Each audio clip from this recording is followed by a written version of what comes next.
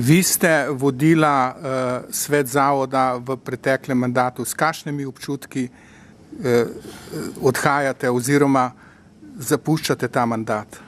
Ja, rekla bi tako, kot sem že v naši reviji Vzajemnost povedala, pričakovanja so bila velika.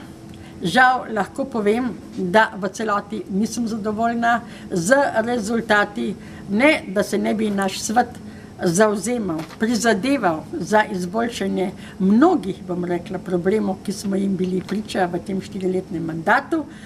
Naj samo opozorim na 2 področja. Eno je v zvezi z novo pokojninsko zakonodajo, kjer v celoti niso bila upoštevana naša stališča. Drugo je vprašanje plačevanja prispevkov, kjer smo si prizadevali, da bi te probleme, s katerimi se že dolgo obdobje soočamo, sankcionirali v večji meri.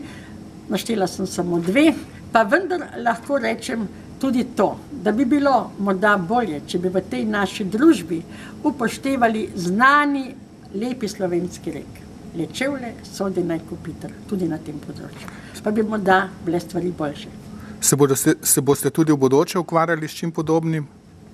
Ja, upokojenci so me določili kot predstavnika tudi v nov svet in seveda, tako kot sem bila doslej, bom tudi v bodoče kritična, pa če bo to komu všeč ali ne. Vsem upokojencem in tudi ostalim našim državljanom, ker smo pred prazničnim vzdušjem, bi želela zdravo, veselo novo leto, pa veliko optimizma v lepšo prihodnost za vse.